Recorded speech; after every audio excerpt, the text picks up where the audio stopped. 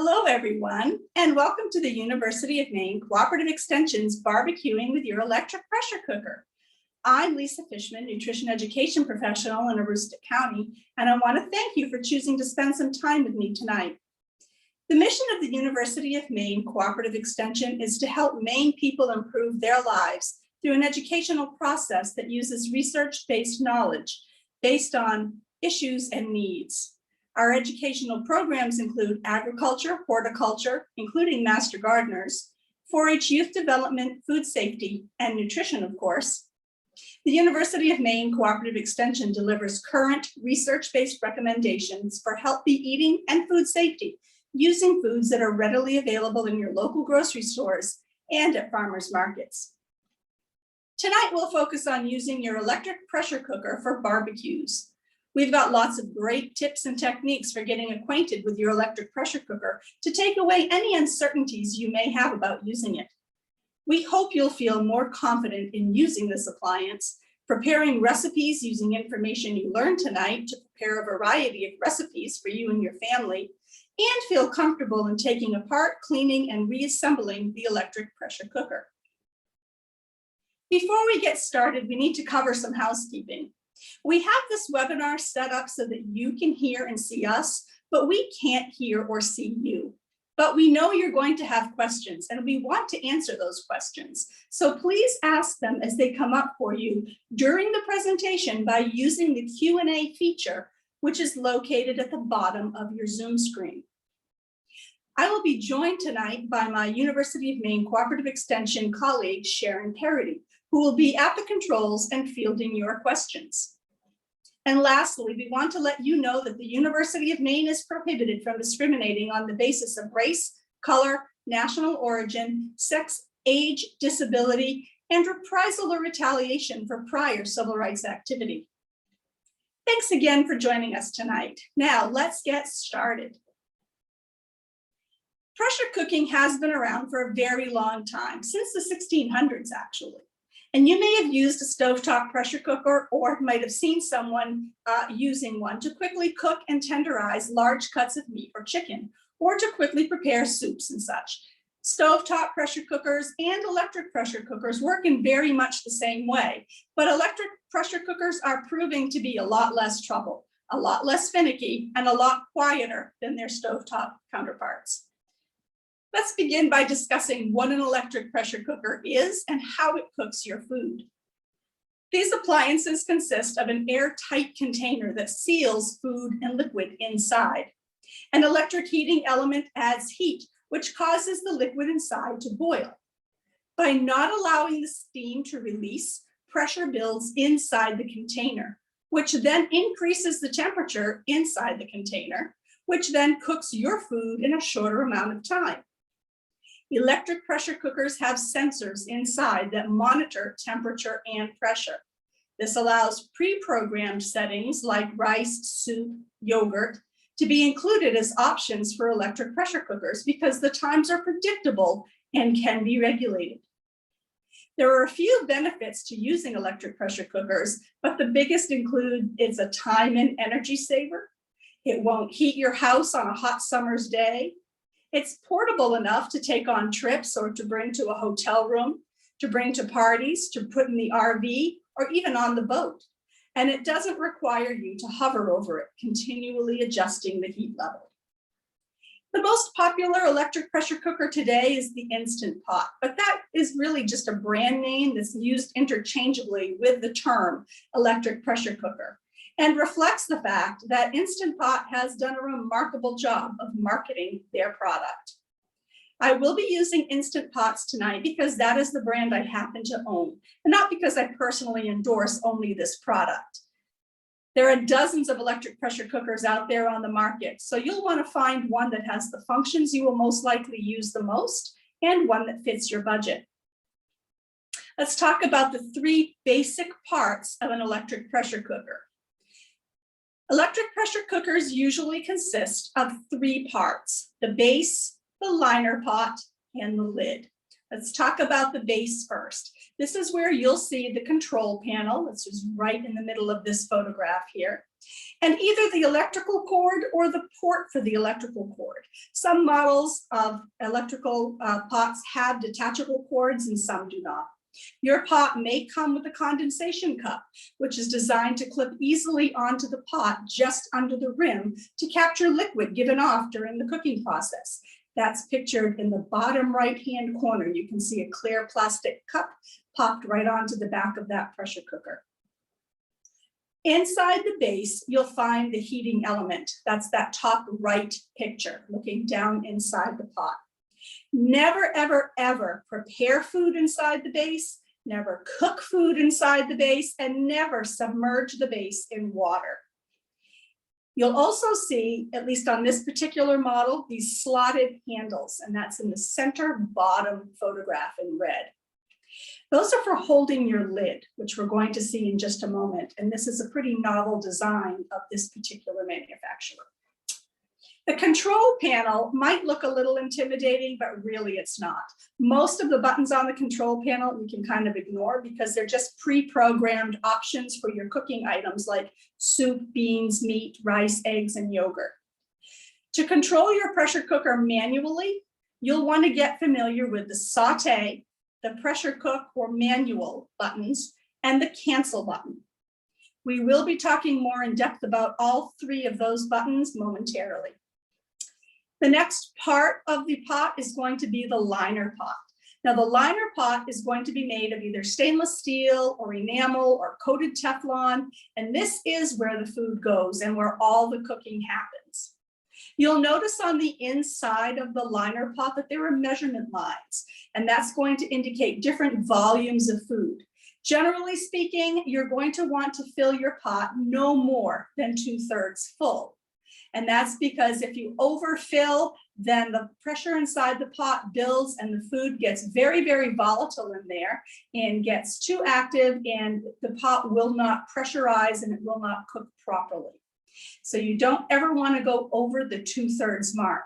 The exception to that rule is if you're cooking something that's very starchy and it's going to give off a lot of foaminess and it's going to swell, things like dry beans, things like pasta or rice, then you never want to fill your pot more than half full. And you'll see that's one of the indicator marks on the inside of the liner pot.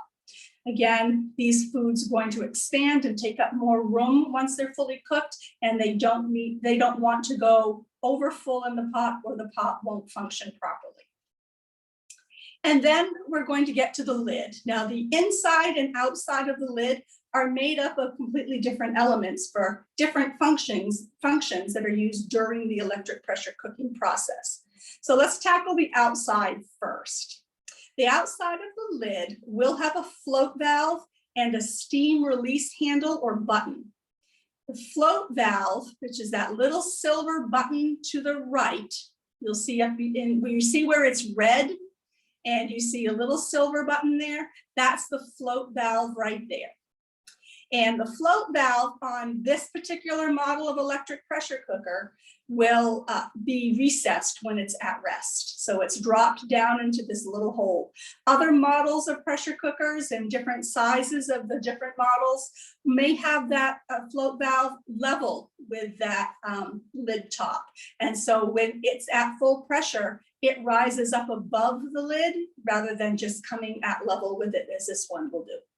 But the float valve is there to let you know when pressure is inside the pot. As long as that button is up, you know there's pressure in the pot.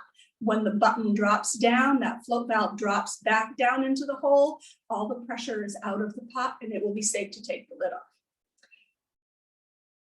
The steam release handle, which is the button that looks almost like a knob with a beak on it, with a pointer on it, that's going to let you set the pressure cooker to either seal or to vent. So it's either going to be building steam or letting off steam. Now you'll notice that there's holes in the top of this button, and that's to allow steam to escape. And that's how your pressure pot is going to regulate itself. When it builds up a little bit too much pressure, it'll let some steam out through those holes. And when it needs to let all the pressure out at the end of the cooking process, a lot of steam is going to escape through those holes. So that's a very important part of the pressure cooker. That's the steam arm, and you want to make sure that you get familiar with that. And we will cover that in great detail very shortly. I mentioned that on the base, you had that slotted handle. Well, if you look at the top left picture, the full photo of the lid, you're going to notice on the left and the right, these two little red tabs that seem to stick out on either side. Those are called wings. And when you need to open up your electric pressure cooker and you need to set that lid down somewhere and you're not really quite sure where to set it down, you don't have to set it down anywhere. You can let it rest right on the pot by inserting one of those wings into the slotted handle, just like the bottom right-hand photo is showing you. So that's a really nifty way of being able to not get your counter all wet and put a hot lid down on something that children or someone could come along and touch. So it's a real nice little thing that this particular company has come up with. Now we're going to go to the inside of the lid, and the inside of the lid will have a few different parts. And the first thing you're going to see that I've pulled out of the pot so you can see it more clearly is the sealing ring on the left. And the sealing ring acts like a gasket, and it's what keeps the pressure and the steam inside the pot once that lid is twisted into place. So that sealing ring is tucked usually right behind a rail, which runs around the circumference of the inner part of that lid. You really can't see it that much. It looks like there's just a silver lid with you can maybe see the white gasket in there tucked in place, but it's tucked behind a wrap, so it can't just fall out at any point. The other thing you're going to be looking at is the two in the center top of the right-hand picture. You've got two little buttons there. The one on the right, it's a little silver button, and it actually comes off, and it has a lot of holes in it, both across the top and around the sides. And that's an anti-block shield. And its job is to prevent the vent tube. Now, this is located pretty much underneath that sealing arm that we looked at on the cover on the top. And that is where the steam is going to escape from the pot. And we don't want any food getting in the way and blocking that release. And so this anti-block shield covers that and makes sure that no little bits of herbs or seeds or any little starchy bits of food can actually get into the vent pipe and clog that up. So that's a really important little piece of hardware that's inside your pot. And to the left of that, and it's smaller, and maybe this photo is a little bit hard to see, but that float valve we talked about, well, this is what the bottom of it looks like. And there's a little white silicone cap, clear, very much similar in properties to what the silicone sealing rack is made, the sealing ring is made out of. And that's simply holding that float valve in place so it can't drop down, and it stays right where it's supposed to be. It goes up and down in there. And that, again, blocks any food from getting into that float valve and making it work improperly. So that's another very important little piece of hardware that's tucked inside your lid. All right, so now that you know the three basic parts, the lid, the base, and the liner pot, let's talk a little bit about what some of those buttons do. Now, I mentioned the ones you want to get most familiar with are going to be the saute, the pressure cook or manual on some pots, and the cancel button. Okay, so this first one we're going to tackle is saute. And in the photo to the bottom left, you can see my finger is pushing the saute button right there. Saute acts just exactly like your stovetop is going to act when you are browning something on your stovetop in a skillet. So oftentimes when you have followed recipes in the past, especially if you are a person who uses your slow cooker a lot of recipes will ask for you to first sear off some meat or cook down your aromatics like your garlic, your onions, your peppers, and your celery. They'll have you cook things first before you put them into a slow cooker or before you put them into a roasting pan. They want you to do a pre-step first. And usually that just dirties another pan that you have to then end up washing. The electric pressure cookers that have a saute feature on them eliminate that extra step because the pot functions as a hot skillet. So the saute feature, if you press that button, you're going to notice in the dark center part of the display screen, you're going to see that there's another light on. And those little bars say three things above them. They say less, normal, and more. And that translates directly as low, medium, and high. Just like if you were using your stovetop and you were going to set the burner to a low, medium, or high, these are the temperatures that you would want to saute at when you're using your electric pressure cooker. To change the settings from the less, normal, and more, you're just going to keep pressing the saute button, and that'll toggle back and forth among those three buttons over and over.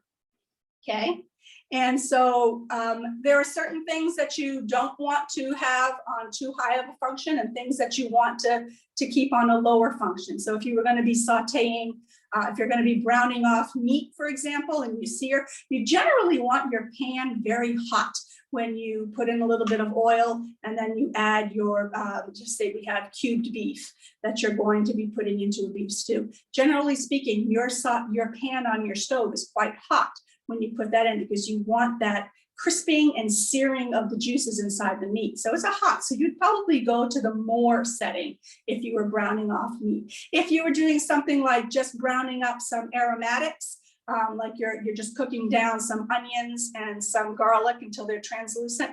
I don't know about you, but if I go too hot when I put garlic in a pan, it burns very quickly. So if I was doing cooking down onions and garlic for a soup, I would probably go with the less option because I don't want that saute to be too hot too quickly or I'm going to burn my food.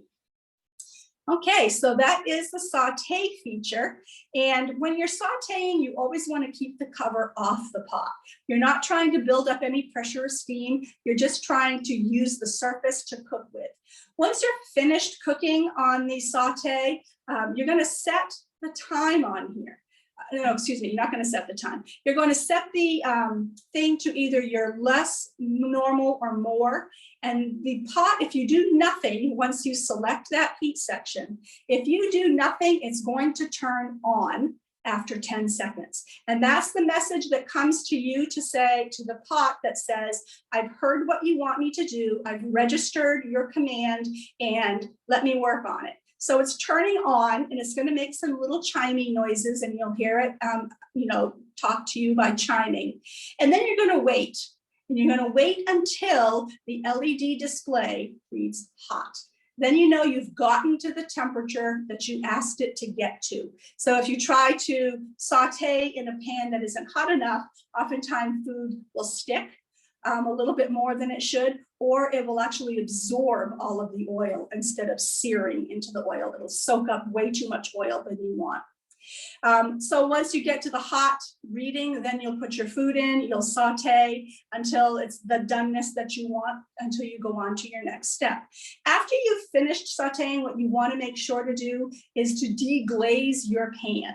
Because if you saute something off and you seared on some meat and then you check it out with a slotted spoon because you were going to do something else to it, what you want to do is pour some liquid in there. Usually just water will do the trick, or if you have any other cooking broth you're going to be put in, put a little bit of that in the pot in a wooden spoon or a spatula that's heat resistant and scrape around and stir up all the little bits that may have cooked onto the surface of that pot.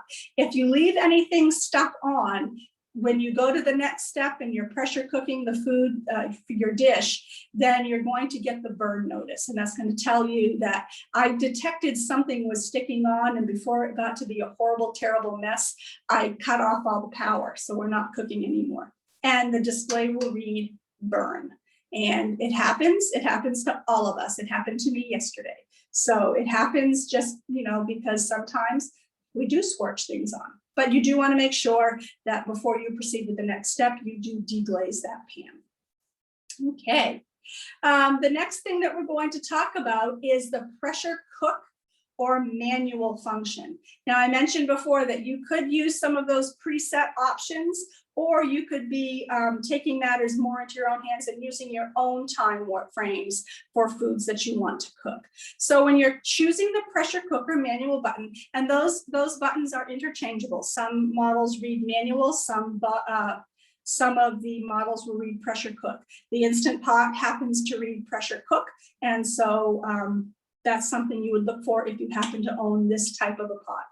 And this allows you to program in the amount of time you want a particular food to cook. For this function, you will need to use the lid to your pot. That's how it cooks best, and that's how it holds in that steam and that heat and turns the liquid in there to steam, which raises the temperature, which cooks the food. So you always want to use the lid. So the first thing you're going to do is add food to your pot, and then you're going to always add at least a cup of liquid, unless you're following a recipe that tells you that you don't need to have quite that much because the food you're cooking is going to be giving off a significant amount of liquid. So one of the recipes you'll be receiving after this webinar is for an apple crumble. And I didn't have to put a full cup of liquid in with my apples when I was cooking them down, because the apples themselves gave off a lot of that liquid that I needed. When you are adding liquid to a pot, a little bit of caution. The best liquids to use are the ones that are very, very watery. Water is the very best liquid to be putting in the electric pressure cooker because that builds the best head of steam. However, water doesn't have a lot of flavor when you're trying to impart a lot of flavor to food. So broths and stocks are also excellent choices. You do want to avoid using a very high sugar content liquid. High sugar contents will tend to stick to the pot more, and they are the ones who are the culprits for the burn notices coming on to a lot of foods you're cooking. So just be careful of the liquid that you're using. Always use at least 1 cup in your liquids, because again, the pressure that's building up is based on steam, and steam comes from liquid. So once you have put your food into the pot and you're ready to cook, you're going to go back to that sealing arm we talked about. And if I had a criticism about the many electric pressure cookers I've viewed in the past year or so, it's that you can barely see the wording on this pot where it says sealing and venting. And I would much prefer that the lettering here not be embossed, but it actually be in a color so that it's easier to differentiate from the hardware. It is difficult to see. So the sealing arm that looks like a pointer on it doesn't have a lot of play between these two settings. So sealing is up above, and you can't really see the full word, but you can see the L-I-N-G at the end. So that's the sealing position, and that really just means that you're closing it off and you're asking it to build steam. And the bottom, you see the venting position. That's going to be where you let steam out of the pot. So what you're going to do at any time you want your food to cook is you're going to make sure that you point this toward the sealing position. You'll press the pressure cook, you'll press sealing position, then you'll press the pressure cook. And once you press the pressure cook button, and we were just there. One more, Sharon. Perfect. Once we go to that pressure cook button, and again, it could say manual on your particular machine, you're going to notice that you're going to have a couple of options again. Right underneath where it says off, there are 2 more options. One says low pressure, one says high pressure. You see the light is on high pressure. The machine will default to high pressure because almost everything cooks at a high level of pressure as a food safety concern. The only time I believe this will jump down and automatically go to low pressure is if you pre-select the rice button, which cooks your food at a lower pressure. And that's because rice is one of those foods that will overcook quickly and turn and burn on. So I believe that one is the only preset, perhaps porridge, but I think rice is the only one that goes to the low pressure. Everything else cooks at high pressure. Now, when I'm choosing that pressure cook, and you can see in the bottom right corner, that light is on to say I have pressed the pressure cook button, you need to tell the pot how long to cook the food for. And my finger is on a plus button, and you look to the left of it and there's a minus button. And you can toggle up or down on the display to how much time you need. Now the pot's going to remember the time that you used the last time you used the pot. So even though you might want to cook for 2 minutes, it still might be reading 37 minutes. So you'll have to toggle down to that number, or it might be at 37 minutes and you need to go to 40 minutes. So you'll toggle up until the LED display reads 40. So use those plus or minus buttons to get to the exact time you want. It goes up or down by 1 minute increments. Once you've selected the time you need, if you do nothing more for 10 seconds, then the pot is going to register the command and it's going to turn on. And on just means it's starting to build pressure. Once the full pressure has been achieved, the LED display will pop up with the time you told it to cook for. So in this case, I asked it to cook for 30 minutes. And right now the pot has turned on. It is at full pressure. That means at full pressure that my float valve on my lid has risen to the top, and I am not going to even try to take this lid off. That's a trip to the emergency room if I try to do that and I'm successful. So I'm not going to even try to take the lid off. It's sealed in place. And now I just have to wait while this pot cooks, and it will count down by 1 minute intervals until time has elapsed and my food is fully cooked. And when all of the pressure is when the cook time is over, you're going to see this display with the capital L at the beginning of the display panel, and that means lapsed time. And that now is telling me that since my cooking time was finished, 4 minutes have gone by. So lapsed time is 4 minutes. So that's going to be important when I get to the step of my recipe where I'm going to need to release my pressure. We're not going to get to that just this minute, but do know that this reading will be very helpful to you a little bit further down the road. How does that all sound? Once all the pressure is out of the pot, that float valve that was risen up in showing us that the pressure was in there, it's going to drop right back down to where it was at its resting place. And that is an indicator that now you are allowed to twist the cover off. It should come off easily and you'll be able to get to your food inside, okay? But only once that pressure, that float valve has dropped down in. Okay, so you didn't come here to hear me talk about stuff all night long. You came here to cook. You came here to see how I'm going to make some barbecue things for your backyard barbecues and your family get-togethers and your picnics. So this is a great time of year. We're finally getting some freedom. We're able to see our friends and we're able to see our families and do some activities again. And barbecuing is one of the most time-honored traditions that we have, especially now with Memorial Weekend coming up, the kickoff to summer. And it's really going to usher in a whole lot more wonderful family times of being able to cook outside and be with our friends and family.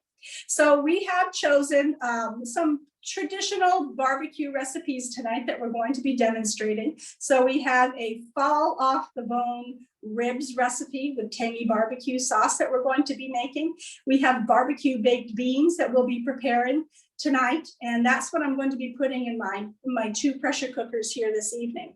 But I'll also tell you how I made a wonderful potato salad using the pressure cooker to cook my potatoes. I also made a really nice macaroni salad. And again, I used the pressure cooker to cook that macaroni. And as a bonus, in my potato salad, there's hard-boiled eggs. I cooked hard-boiled eggs in the pressure pot, but it gets better. I cooked those eggs in with the potatoes and they came out perfect. So I didn't even have to make a separate pan of hard-boiled eggs to go into my potato salad. Yummy. And then for dessert, I know everybody has a little bit of a sweet tooth. So generally, we'd be looking at maybe something all-American like apple pie. I'm not gonna kid you, I've never made a pie in my electric pressure cooker, but I did make a really yummy apple cobbler, and topped with ice cream. Mwah, it'll rival apple pie any day of the week. So what we're gonna be doing is, the first thing we're gonna do is we're gonna make the ribs. And one thing I didn't mention is that what usually comes as a base tool in a lot of electric pressure cookers is some kind of a trivet, so that you can make some recipes like the ribs. And this is a trivet that comes in many of the electric cookers. So remember I said to you, your pot will sing to you? Well, here we go. I don't know if you can hear this, but so it sings to me when I twist the lid and when I remove the lid. So I'm off there now, and I'm going to be putting my trivet, and I need to make sure you can see what I'm doing.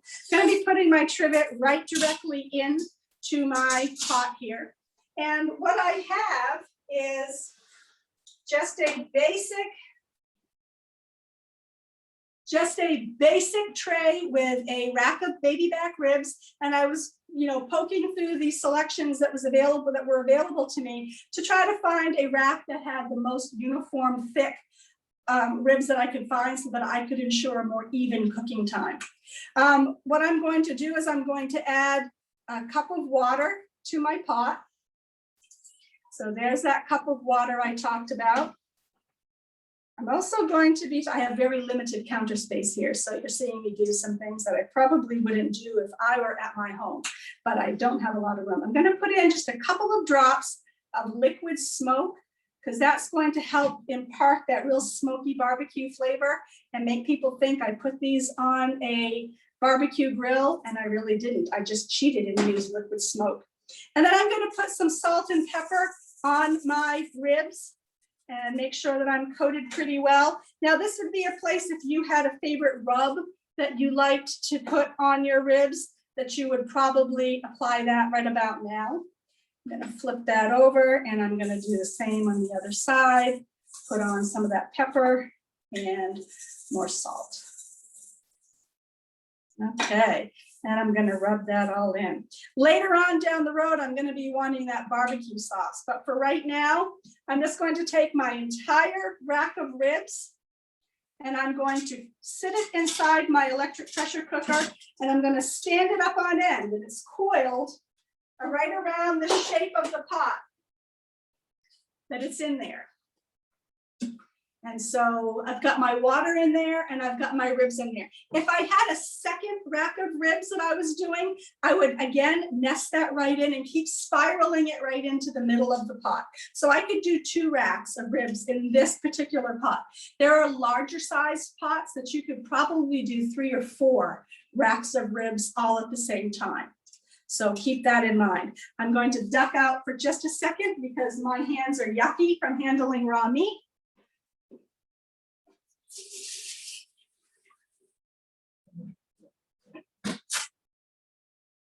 And I always preach to people that running your hands under cold water for 5 seconds is not washing them, it's making them wet. And I agree with myself. That was not a great way to wash my hands. And I'm gonna not touch anything that I could cross-contaminate, that's for sure. I'm gonna put my cover on now, and you see that my display says that it's off.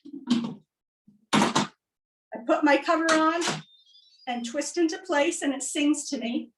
I'm going to set my pressure arm to sealing position. And when I grab my recipe, it tells me that I have a range of 16 to 25 minutes. So I've made the recipe twice. 16 minutes gives me that's the lower end of the cook time. That gives me a very firm type of rib, kind of. You have to work a little bit for it, and you have to chew a little bit more and get that meat off the bone by really working for it. This Last time I trialed the recipe, I went for the 25-minute cooking time. I could barely take the ribs out of the pot. They were falling off the bone as I tried to move them. They were very, very tender and they were delicious. So I am going for the tender fall off the bone, and I'm going to hit that pressure cook button. And 24 minutes was the time I had this last set on. I could go down if I wanted to get to that 14 or 15 minutes, if I wanted the chewier rib, but that's not what I want. But if I want to start all over again, if I messed up, I can also just hit the cancel button, and the cancel is going to take away everything I put into it and let me start all over again. So I'll go back to pressure cook. I'm going to keep it at 24 minutes. And if I do nothing for 10 seconds, it's going to turn on. Like that. So it beeps 3 times to let me know my commands have been registered. Now I'm going to slide this right over to the side here, just so that I have room to work on my baked beans. Now the baked beans are going to be going into this pot. And this pot, I'm going to start off with dry pinto beans.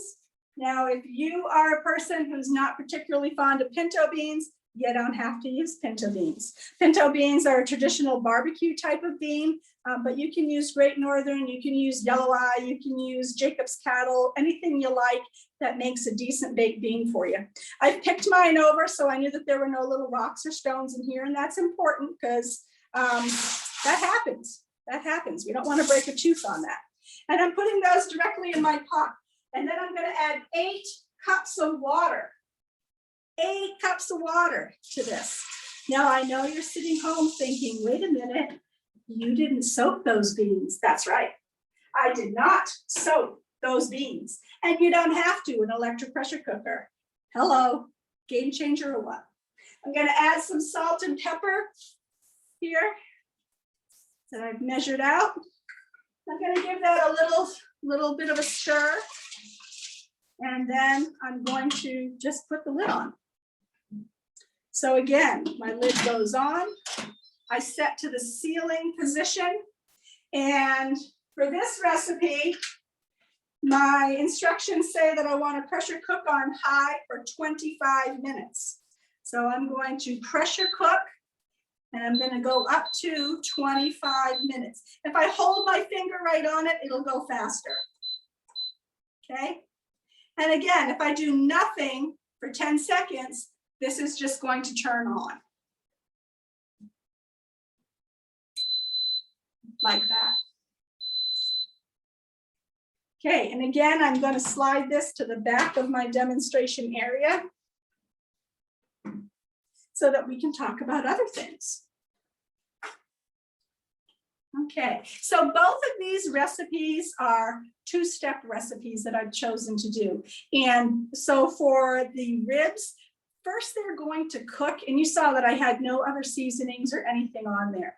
And they're going to cook, and then I'm going to take them out of the pot, and then I need to put them, put some barbecue sauce of your choice on there, nice and thick, both sides of the ribs.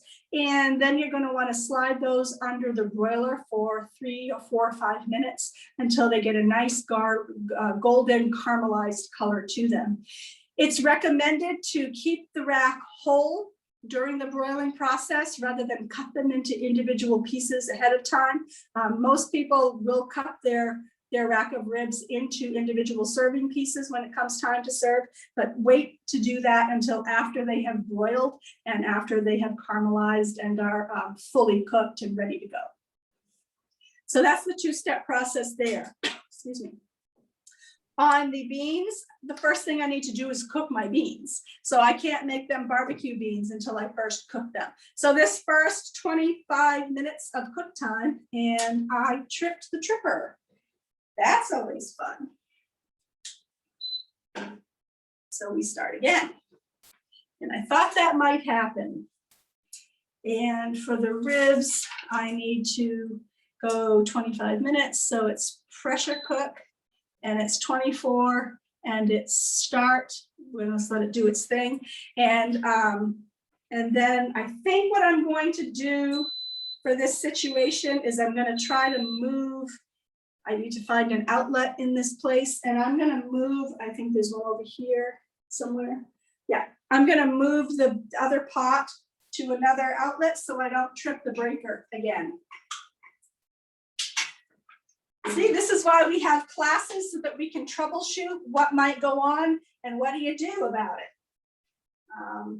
So let's go find another place for this to be.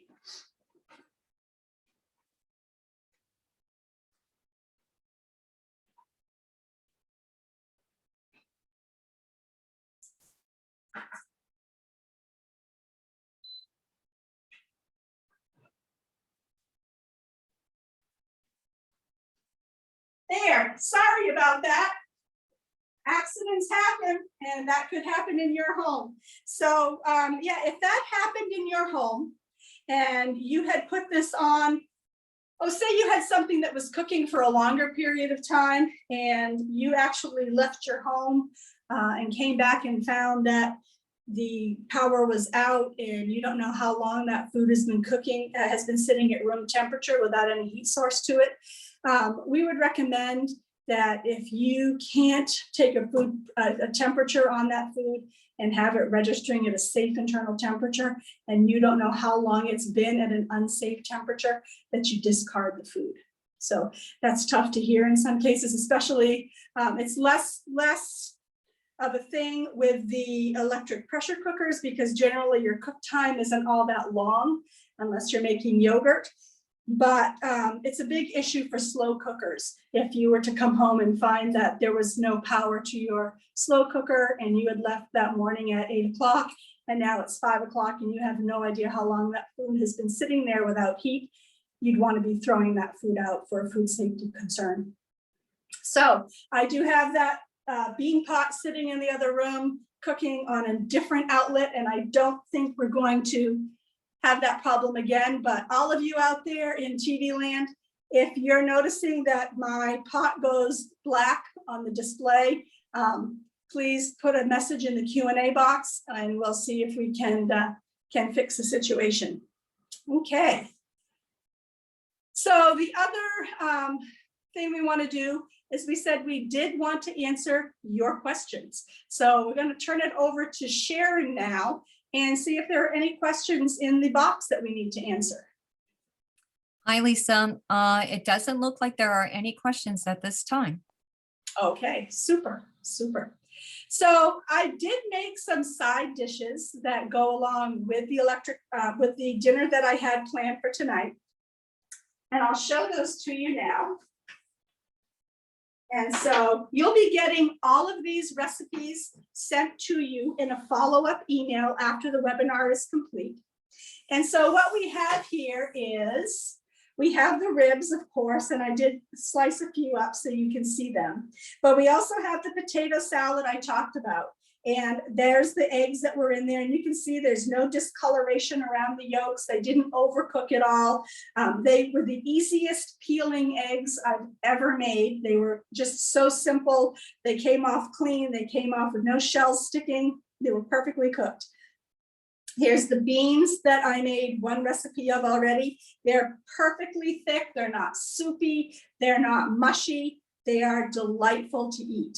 And they have just enough smokiness in them with the help of that liquid smoke that they taste delicious. And here's the macaroni salad I made. And again, you're going to be getting all of these recipes in the mail, in your follow-up email.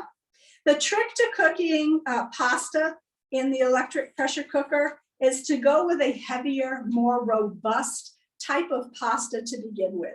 You don't want to be going with something fine like angel hair pasta, or even spaghetti can be problematic because they're so thin and they cook rather rapidly that the pressure cooker is just a little bit too much for them. And so they tend to get mushy or they glum together. And we don't really like that. So when you have like a ziti noodle or a spiral noodle, an elbow or a cavatappi, some kind of a heavier, more robust noodle, those types of pasta shapes do a whole lot better in the electric pressure cookers than things like spaghetti or angel hair, vermicelli, those types of things.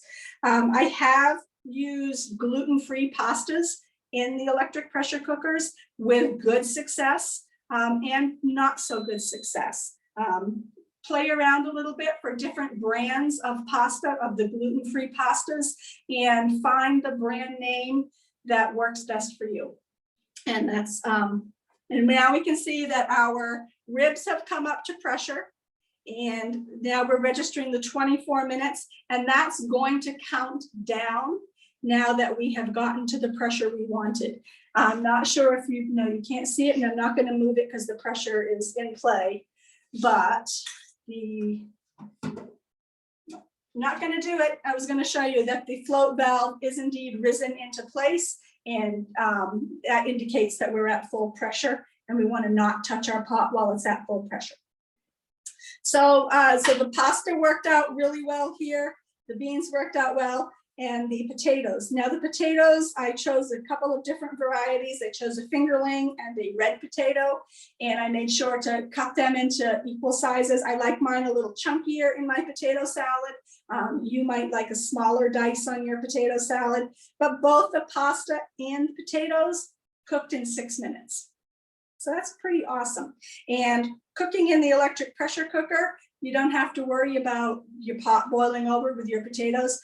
It happens to be almost all the time that I make the potatoes, I put it on high, I run off to do something, and next thing I know, I'm hearing the overcooking of the potatoes and the starchy water spilling onto my stovetop, and that always makes me miserable. But it was 6 minutes in the pressure cooker, and it cooked lickety split, which was wonderful.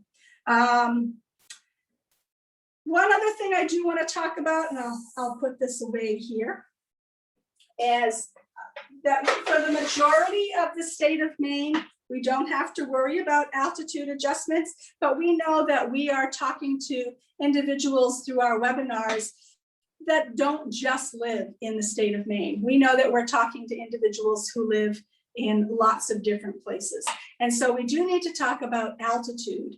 And we need to make sure that you know that for every 2,000 feet above sea level that you live, if you live, say at 3,000 feet above sea level, or you need to add 5% of time for every 1,000 feet above sea level that you live.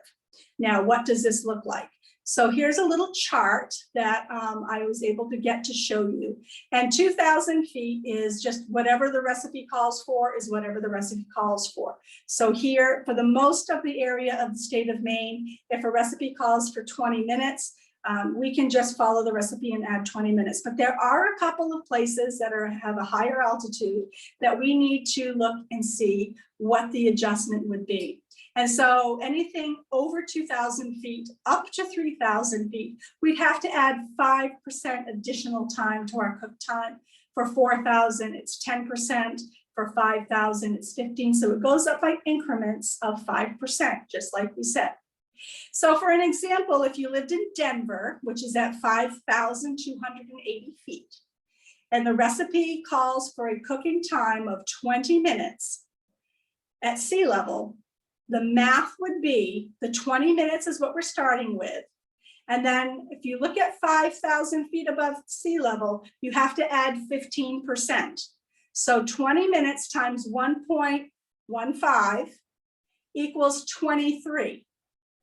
So if I normally had to cook for 20 minutes and now the math tells me I have to cook for 23, that means I have to add 3 minutes to my cook time in order for it to be considered safe. You would do the same type of math.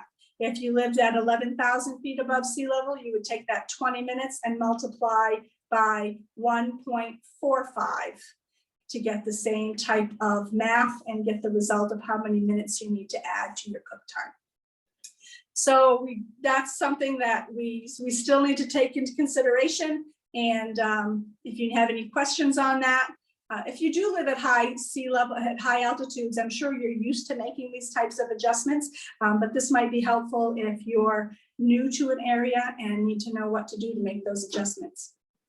So again, we're still building pressure over in our beans, and we are at pressure and we're counting down during our active cooking here. So there's a couple of things that I do want to mention about electric pressure cooking. And I hear all the time when someone sees that I'm using, especially the Instant Pot, because of the terminology Instant Pot, people think that food cooks instantaneously. And they get very bent out of shape when they find out that a recipe might take 20 minutes to cook, and it might take a little bit longer for the pressure to build, and it might take a little bit longer for the pressure to get out of the pot. And they feel like they somehow are getting ripped off, that the product doesn't live up to its name.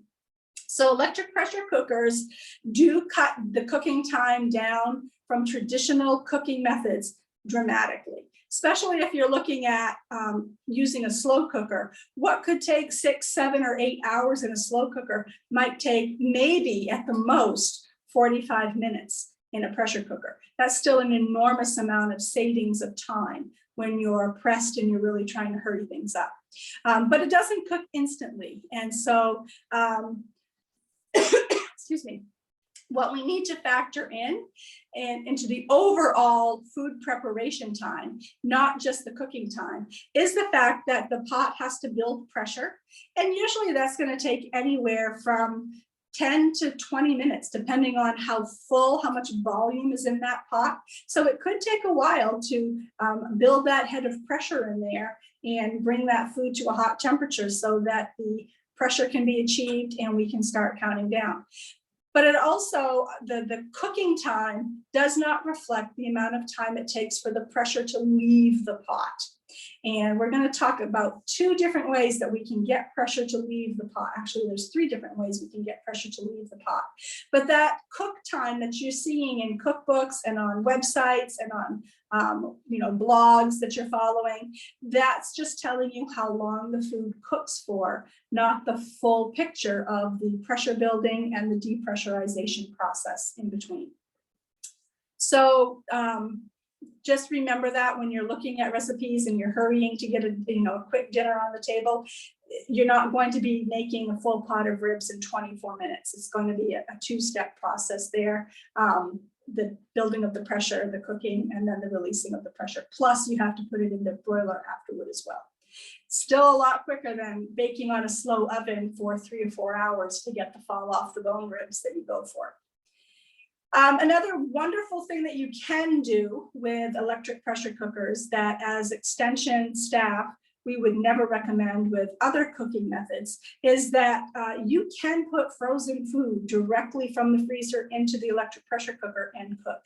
It will not change the cook time, which many people are surprised to hear. The food will still cook for the same amount of time, but it will take a lot longer for the pot to come up to pressure. And that's what trips people up quite a bit, is that they didn't factor in the fact that they took frozen chicken breasts out of the freezer, put them into the pot, and that the pressure is registering that there's a really cold item in here.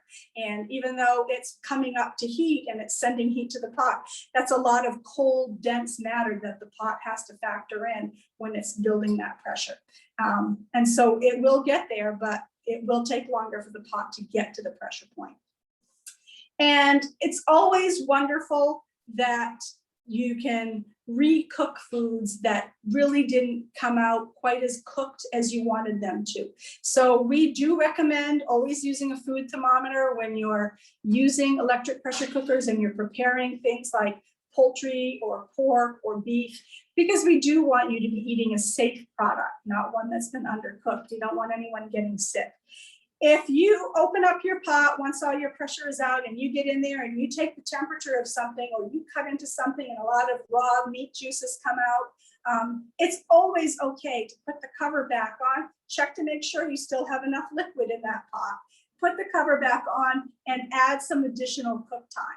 It's easier to add more time than it is to uncook something. You really can't uncook something. If it's overcooked and dried and really not a pleasant eating experience, you really can't do much about that except add more barbecue sauce, or have a little bit more water to drink with that, or something else. but you really can go back in and add more time. If I were to open up the ribs and I found that they were raw, I would want to put those back in. I would not choose the full 24 minutes of cook time. I would most likely give it maybe 5 more minutes and check again. And again, if I'm not happy at 5 minutes, maybe give it 2 more minutes after that. So it's, diminishing time, getting to a point where I'm pleased with the product that comes out of the pot. So yes, you can continue cooking if something isn't quite done. Now, when our cook time is over and I'm watching the clock and I'm aware that we might not get to take our food out of the pot tonight, but things are a little slow here.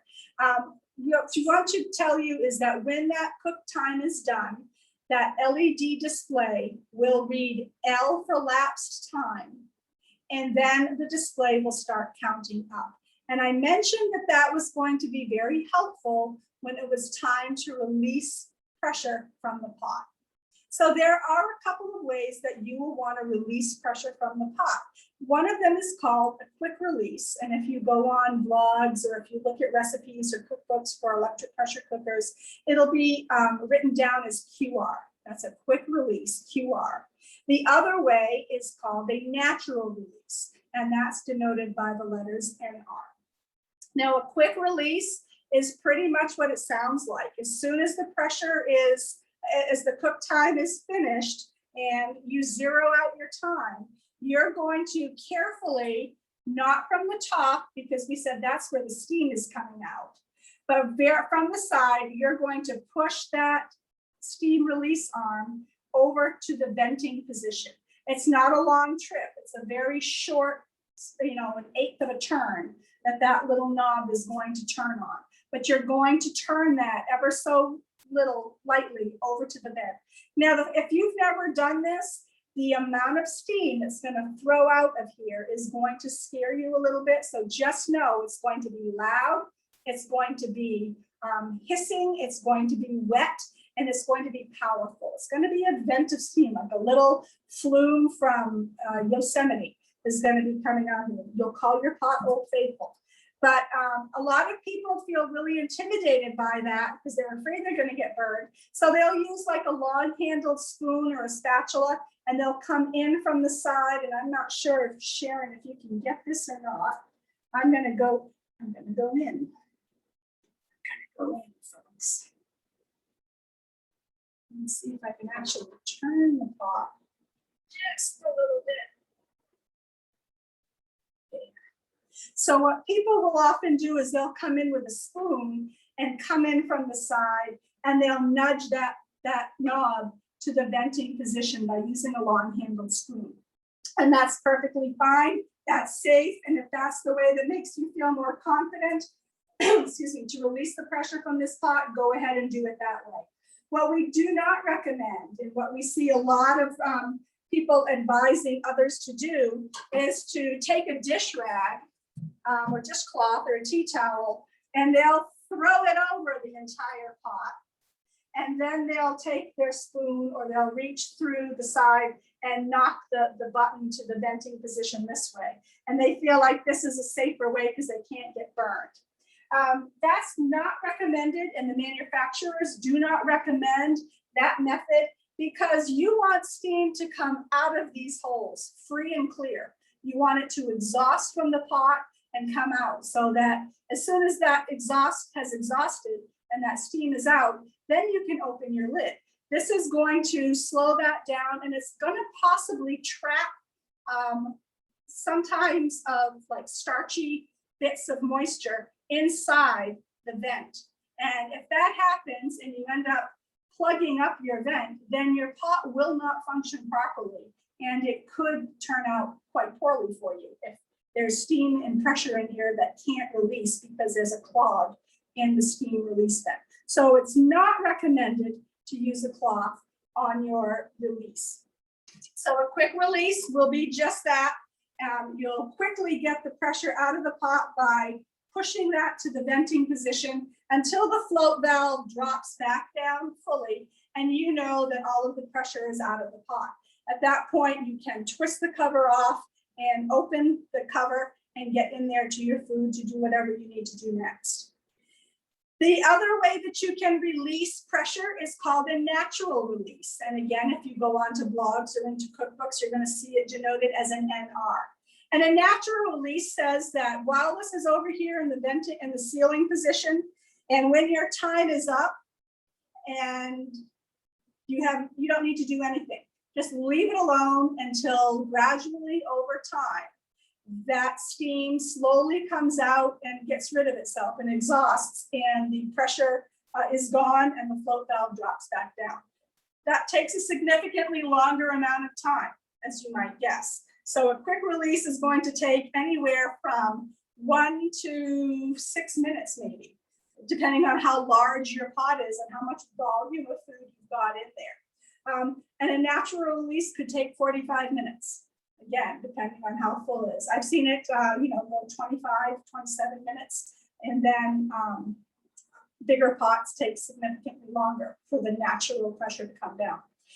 Many recipes will ask you to do what's called a hybrid release. And both of our recipes tonight that we're making call for a hybrid release. And that is, once the cook time has finished, they want you to leave the pot alone for a short period of time, natural release, and then they want you to go ahead and throw that valve open to the venting position and get the rest of the pressure out of there pretty quickly.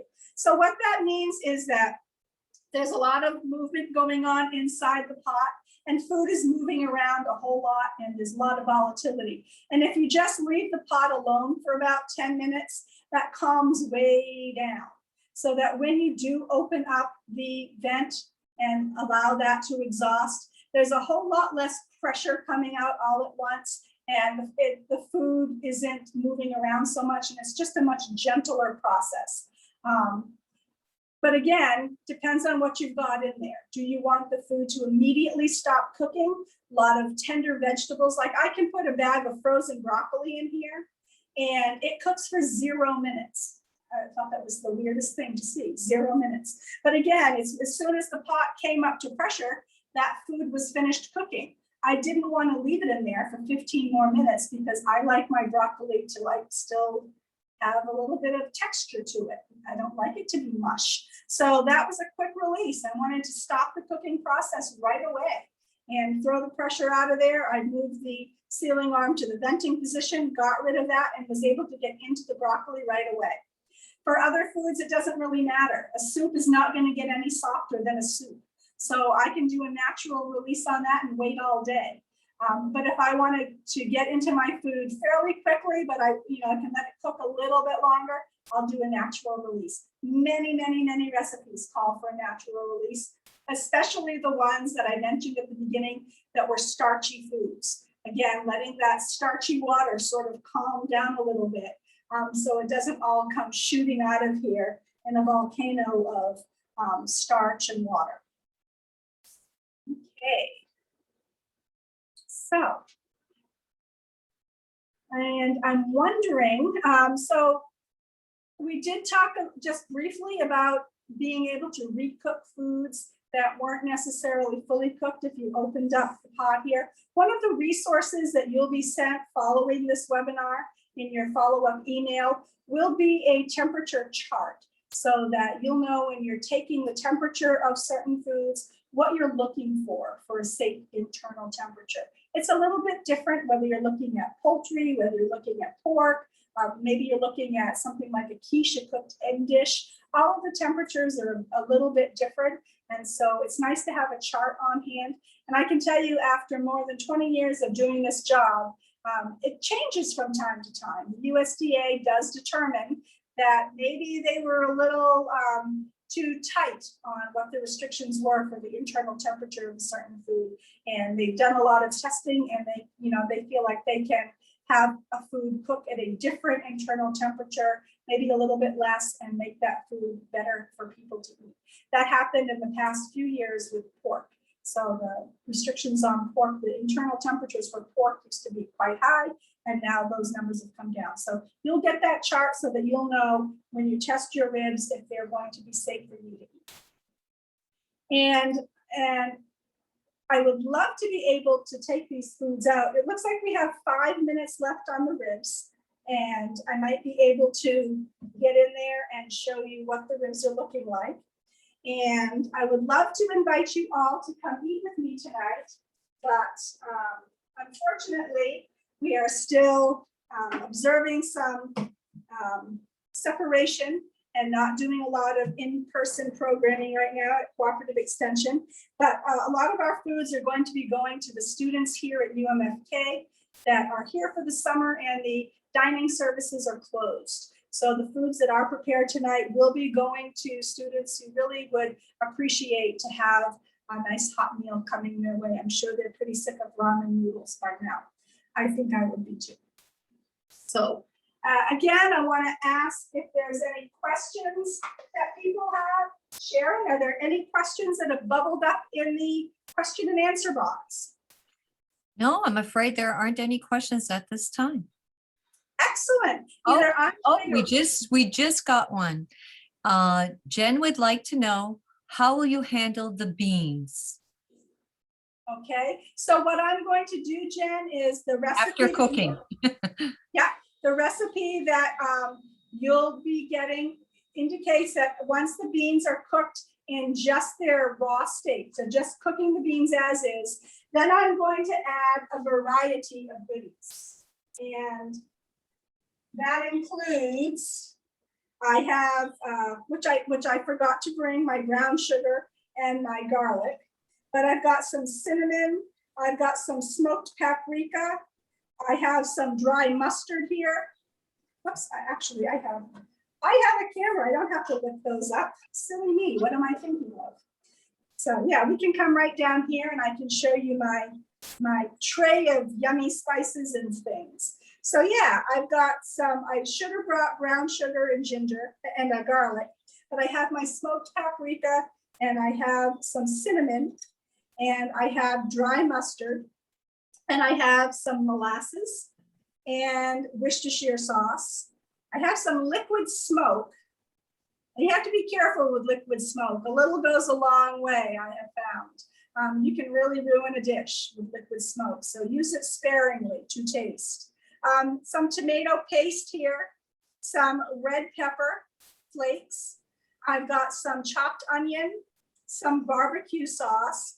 And then after my beans are all mixed together and I cook them, once I'm ready to serve, I'm going to stir in some cooked bacon. That's going to be in those beans. I'm going to cook my beans and all of these things except the bacon with an additional cup of water because I'm going to drain my beans and lose all of my liquid. So when I go back to the cooking process, I'll add another cup of liquid in there and all of these delightful things, and I will have the tastiest, yummiest smoked beans that you ever had. Did that answer your question, Jen? It was a great one. I'm glad you asked it. Do we have any other questions out there? Actually, she did say, will you cook them in the Instapot? Yes, yes, I will. I will drain them. I will, once the cook time is over on the beans, I will drain them. And then what I'll do is make sure there's nothing burnt, sticking to the bottom of the pot that they came out of, and make sure that's all wiped out clean. I'll put the beans right back into the liner pot and add all of those ingredients. And I'm not going to stir. And that's kind of surprising to people. I'm not going to stir. And the reason why I'm not going to stir is because I have learned from my own personal experiences and then read many a blog where products like barbecue sauce and tomato paste, which are very high in sugar, actually will stick to the bottom of the pot and give the burn notice. So if we have 10 beeps and 10 beeps on our grids, tells me that we're done. And this recipe calls for a full natural release. And what I'm going to do is I'm going to break the rules. I'm going to give it a few minutes of a natural release. And then I'm going to open it to show you what it's like to open up the pot and to have a steam release happen. I think it's important that everyone get to see that. But don't stir your recipe, because these high sugar foods will stick to the bottom of your pot and give the burn notice. Again, you don't want real thick, real sugary types of foods in there coming in contact with the bottom of the pot. So the beans and the water will be on the bottom, and then I'll just pile everything else in there. Now remember, you know what food looks like when it's boiling in a pot on your stove. You know how the bubbles are and how it comes to a rapid boil that you can't stir down. Food's moving around. That's 212 degrees. When you're in an electric pressure cooker, you're at 240 degrees. So that's a lot of movement now that's going on in there. So even though I didn't stir all of these ingredients into the beans, they're going to mix themselves up just fine at 240 degrees by the movement that's going to be happening inside that pot. Does that answer your question any better?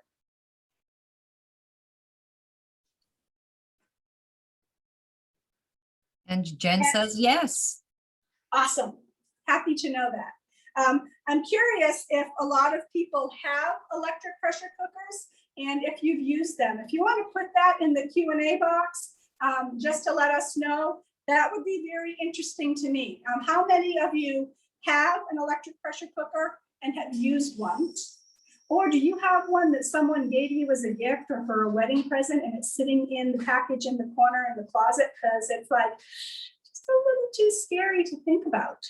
I'm not going to go there. That's very curious to me. Just let us know, and that would be a good thing.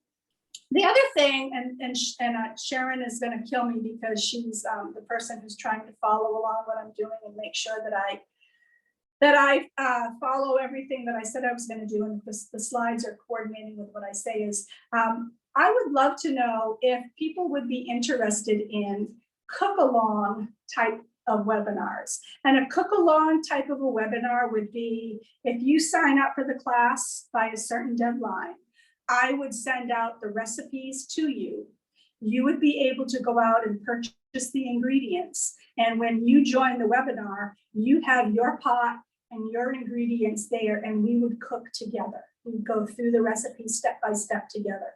That's something that I'm thinking of doing, and I'm just not sure if that's what people want, if they prefer to watch a demonstration or if they prefer to do a cook along and learn as they go. So again, if you wanted to pop some information like that into the Q&A box, again, that's located down at the bottom of your screen, I think, for most setups, then go ahead and put that, give us some information there about that. All right. So I am going to, it's only been 3 minutes that has gone by. And if you look at this LED display, and I'm gonna make Sharon go back and forth because I'm a mad woman. If you look at the display and it says L3003, you can see that that's the lapsed time has gone by, is now 4 minutes. So the recipe doesn't call to do this, but I'm doing it for demonstration purposes only. I'm not putting my hand on top. That's going to be burning hot, scalding hot steam coming out of there that would probably take the skin right off the palm of my hand. Always go in from the side. Now, again, I told you that this is going to go loud and strong. So here we go. I'm going to just nudge that with my finger over to the venting position. Can you hear it?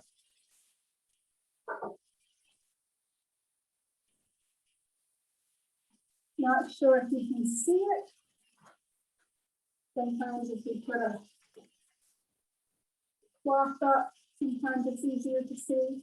That's coming out there pretty fast. Again, I could have just gone to the side with a spoon and nudged that over, and that would have done the same thing, and that would have kept my hand far away.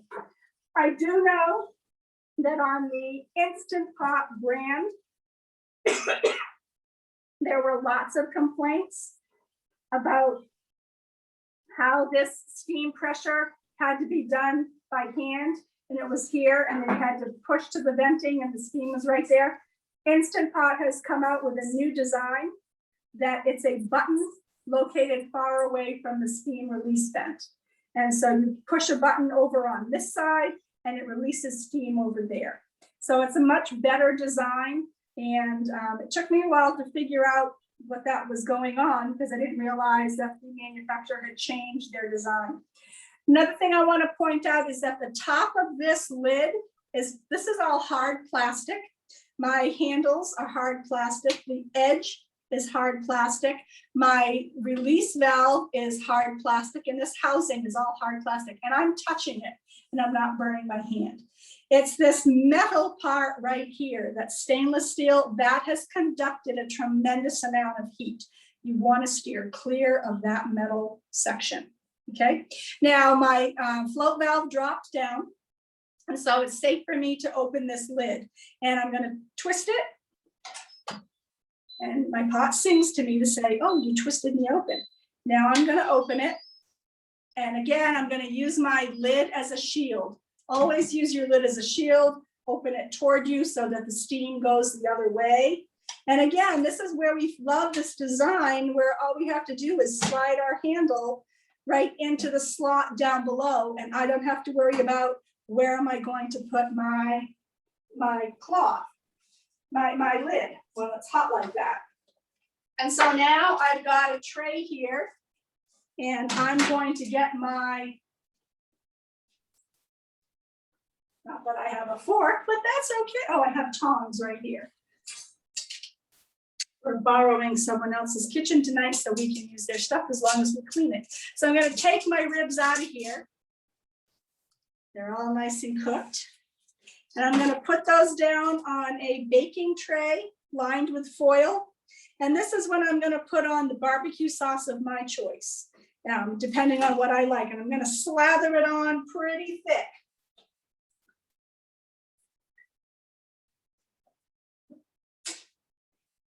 And I'm going to try to get onto both sides so that I can have a nice saucy. I like a lot of sauce. If I'm going to have ribs, then by golly, I'm going to need a wet nap. I'm going to make the most of it, and I'm going to get dirty. I don't eat ribs very often, so when I do, it's an occasion. It's an occasion. Okay, and then I'm going to flip this over and make sure I get this side all filled. I'm not sure how much you can see because I'm not paying attention to the camera. There we go.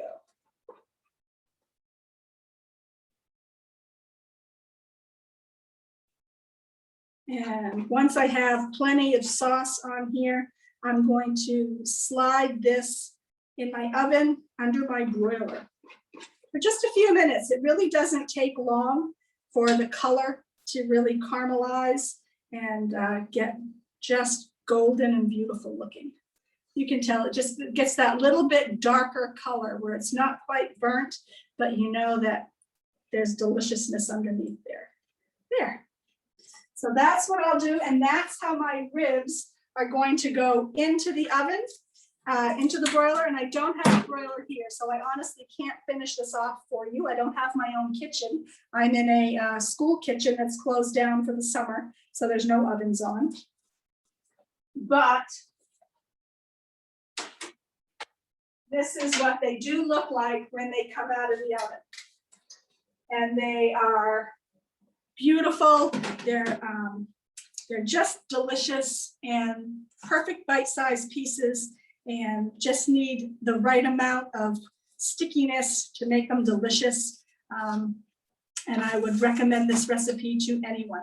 I made this recipe for a friend of mine who prides himself on his cooked ribs and ribs on the grill.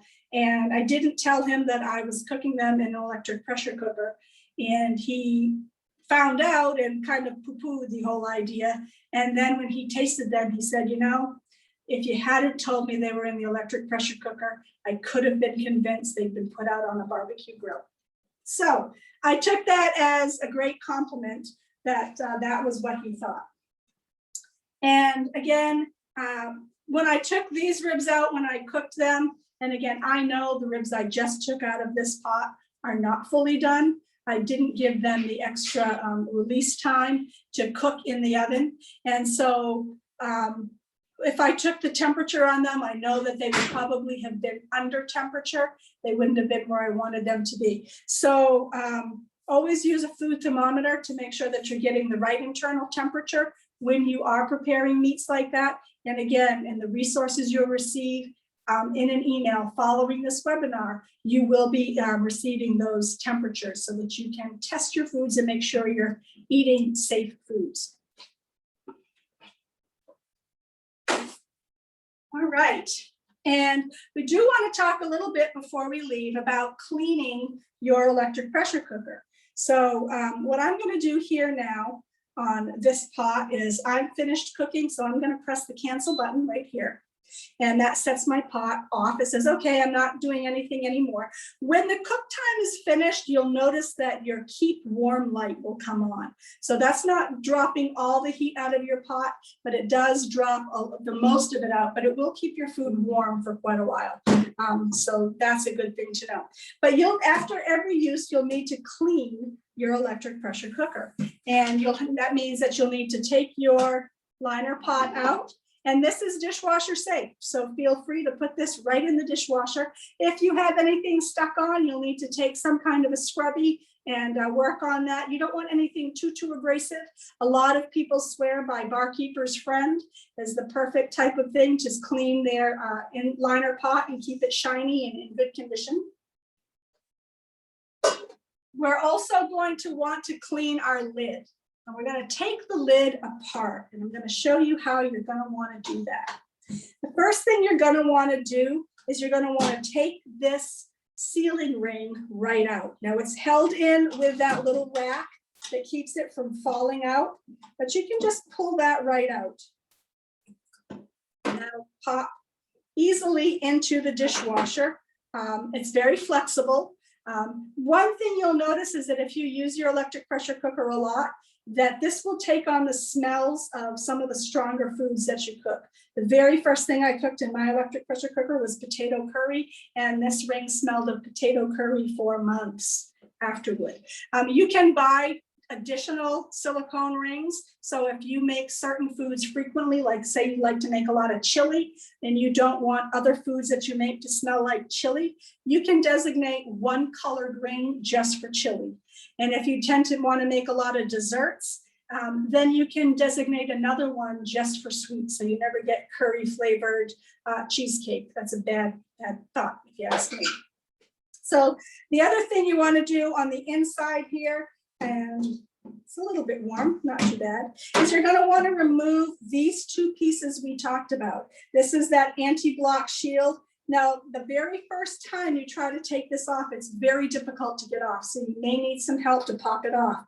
But generally, just take your thumb and push it toward the edge of the lid.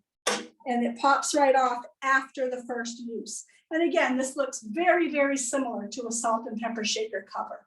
It's stainless steel. It's got holes in the top. It's got some holes in the side because that's keeping anything from blocking this vent tube right in here. Then we said there was this little silicone cap that is keeping our float valve in place. So go ahead and stick your finger up on the float valve and take that silicone cap right off. It pops off. It's a tiny little piece. And then go ahead and the float valve drops right out. So this is what your float valve looks like when it's not in the pot. Now you're left on the other side of your lid, and you can take that sealing arm, pull it right out. Pull it right out. This lid can go right into your dishwasher. No problem whatsoever putting this and your liner pot right directly in the dishwasher. These theoretically are dishwasher safe, but they're so small, I'd be afraid that they'd get lost or go down the drain, especially that silicone cap could go right down the drain. It's so small. So you probably just want to wash these by hand, make sure that water runs clear through them and there's no clogs before you put them back together. So that's how you take apart and wash all the parts of your lid. Now you're going to put those back together. The float valve will only go in one way. So you're going to pop that back in the hole, and you need to hold it into place with your finger while you go over and put that silicone cap back on so it stays in place and it can't fall through. You're going to take that anti-block shield one more time and you're going to slide it right over the vent tube. And then you're just going to press it with your thumb and pop it right into place. When you flip the lid over, here's your sealing arm. That's going to set in, and just with your thumb, pop it right down into place. And you're back in business. Your sealing ring will go in. It can only go in one way, but it's important to make sure that when you start tucking it down in here, in behind the rack, that you get it all the way down. If it's bumped in some places and doesn't go all the way down, you won't be able to get your lid to seal the next time you want to use your pot. So just go ahead with your thumb, bring it around there and make sure that's all the way down. If you need to clean your lid, oh, also don't forget, pop your condensation cup right off the back. That's got some moisture in it from any drippings that happened on the lid. You want to make sure you wash that as well. This is known to be forgotten for a long time and accumulate lots of different food drippings and turns into a lovely green shade of mold. So you want to make sure that you're washing that as well.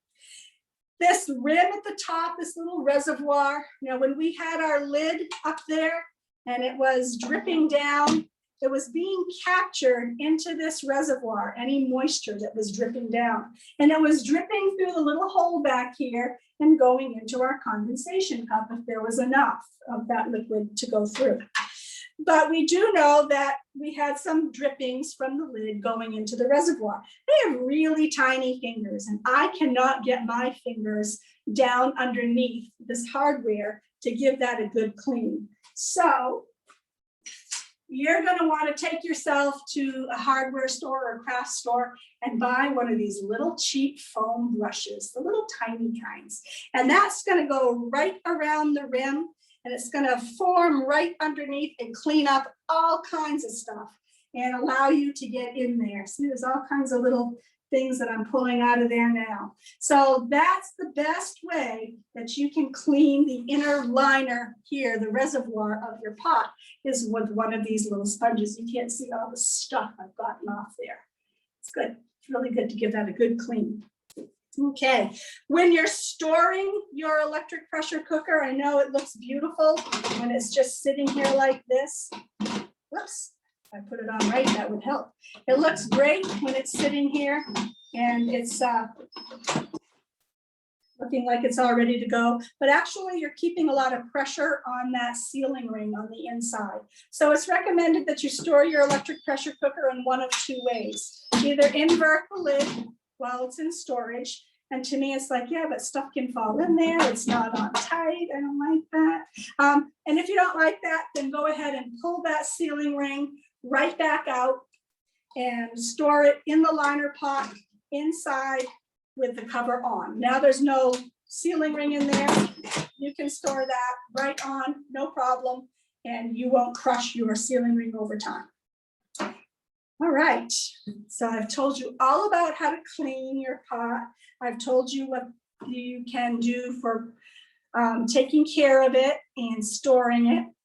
Are there one more time, any other questions up in the question and answer box?